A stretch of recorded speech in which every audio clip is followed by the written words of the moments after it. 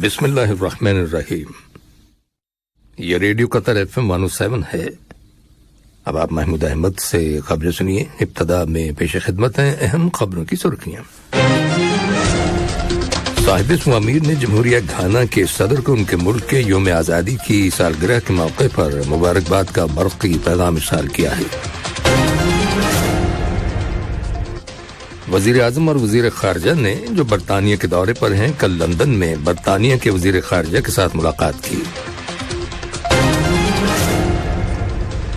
کل دیوان امیری میں نائب وزیر اعظم اور وزیر مملکت برائے امور دفاع کی صدارت میں کابینہ کا ہفت روزہ باقاعدہ اجلاس منعقد ہوا۔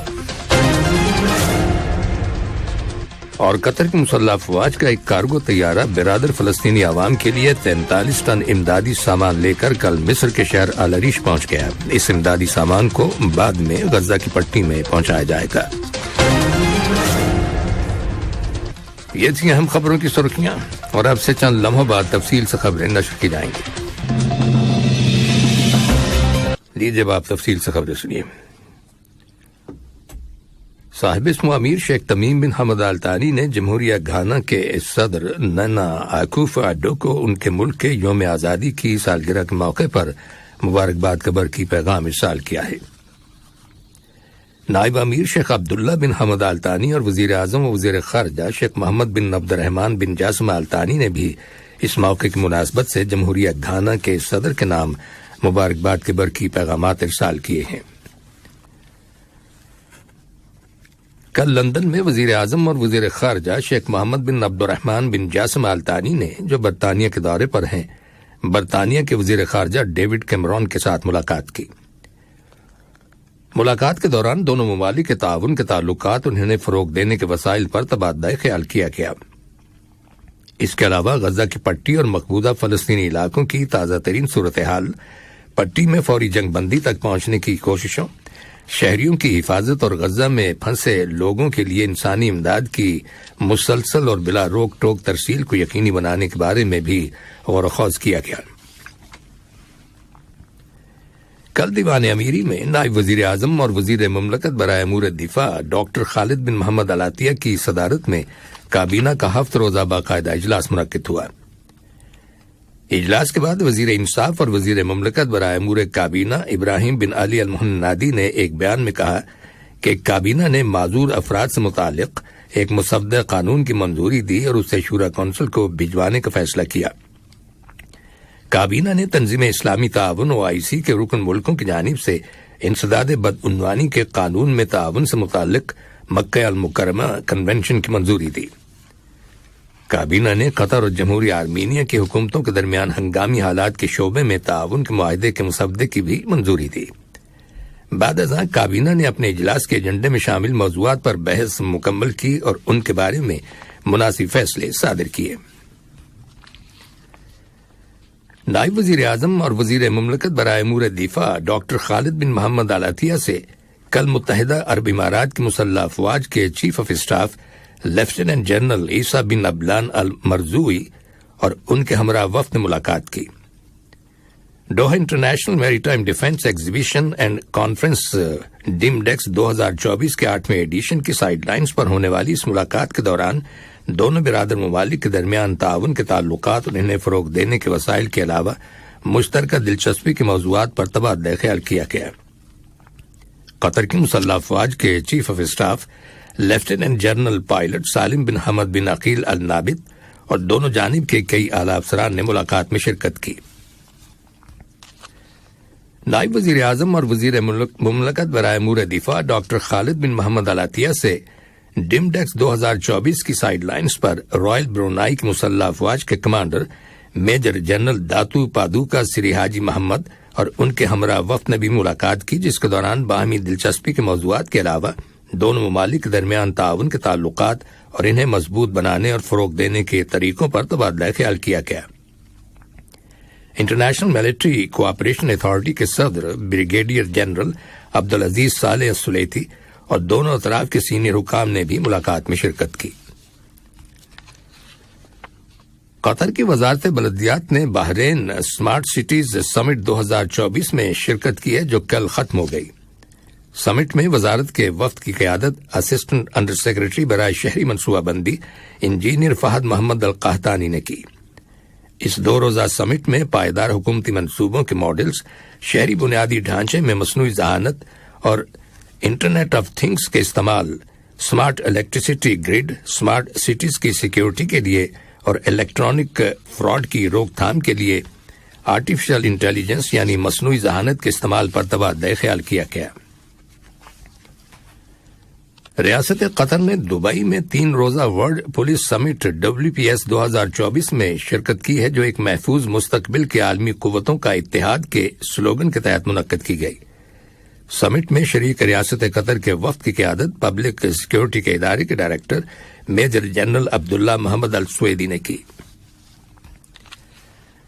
ریاست قطر اور امریکہ کی حکومتوں کے درمیان 6ویں قطر امریکہ اسٹریٹجک ڈائیلاگ کے دوران بین الاقوامی امور کے موضوع پر واشنگٹن میں اجلاس ہوا ہے، جس میں شریک قطر کے وفد کی قیادت وزارت خارجہ میں وزیر مملکت ڈاکٹر محمد بن عبدالعزیز بن صالح الخلیفی نے کی، جبکہ امریکی وفد کی قیادت معاون وزیر خارجہ برائے سیاسی امور وکٹوریا لونین نے کی۔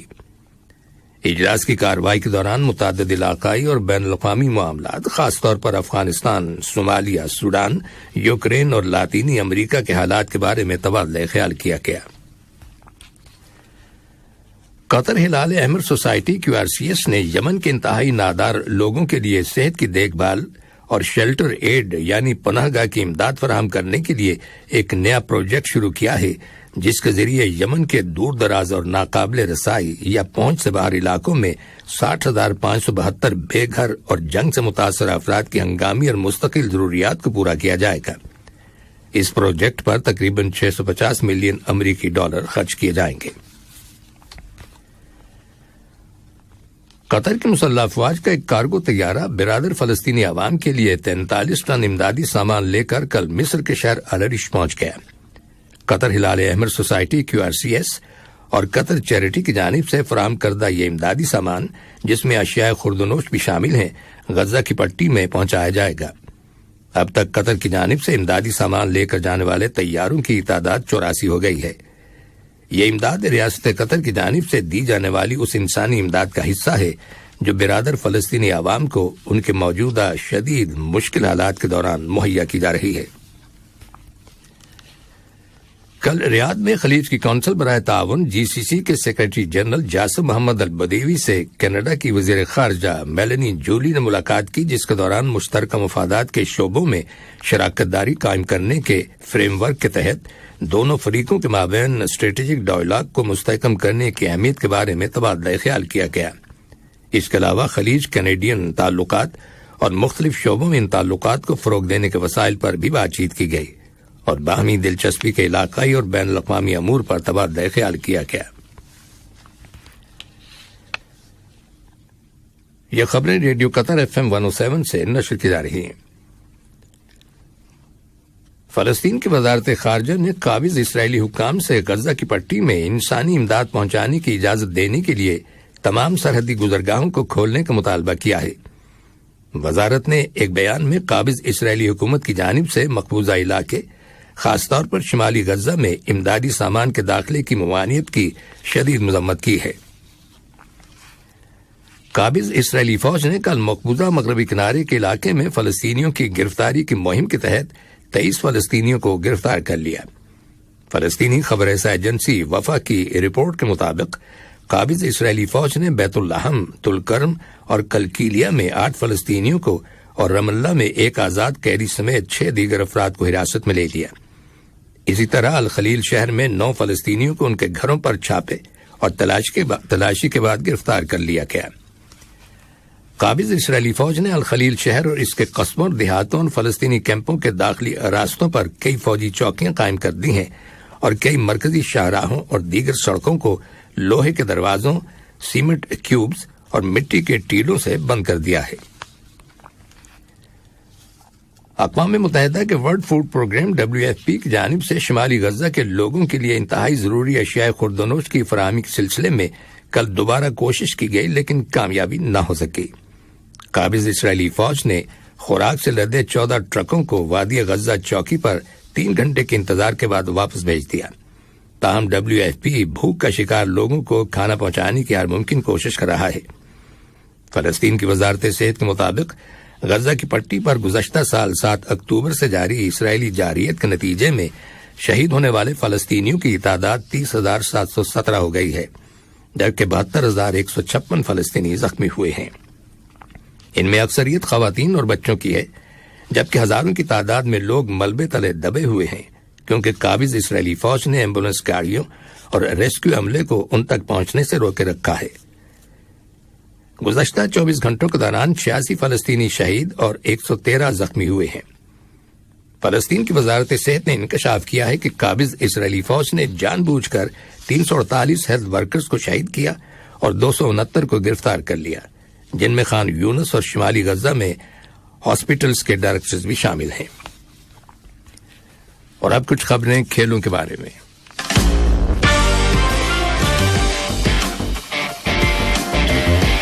الریان کلب نے گلف ہینڈ بال چیمپئن شپ کے فائنل میچ میں کویت کلب کو 33-32 کے تناسب سے شکست دے کر یہ چیمپئن شپ جیت لی ہے۔ یہ فائنل میچ کل دوحیل اسپورٹس ہال میں کھیلا گیا۔ کل قطر اسپورٹس کلب کے سہیم بن حمد اسٹیڈیم میں ایکسپو سٹارز لیگ 2023-2024 سیزن کے ہفتہ 16 میں کھیلے گئے میچ میں العربی کی ٹیم نے قطر اسپورٹس کلب کی ٹیم کو 3 کے مقابلے میں 4 گول سے ہرا دیا۔ اس میچ کے بعد العربی کے پوائنٹس کی تعداد 21 ہو گئی ہے، جبکہ قطر اسپورٹس کلب کے پوائنٹس 13 ہیں۔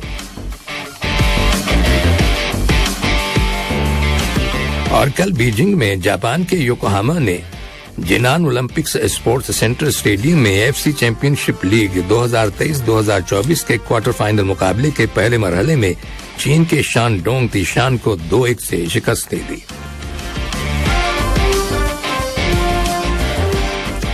آخر میں اہم خبروں کی سرخیاں ایک بار پھر سن لیجیے۔ صاحب اسم امیر نے جمہوریہ گھانا کے صدر کو ان کے ملک کے یوم آزادی کی سالگرہ کے موقع پر مبارکباد کا برخی پیغام ارسال کیا ہے۔ وزیر اعظم اور وزیر خارجہ نے جو برطانیہ کے دورے پر ہیں کل لندن میں برطانیہ کے وزیر خارجہ کے ساتھ ملاقات کی۔ کل دیوان امیری میں نائب وزیر اعظم اور وزیر مملکت برائے امور دفاع کی صدارت میں کابینہ کا 7 روزہ باقاعدہ اجلاس منعقد ہوا۔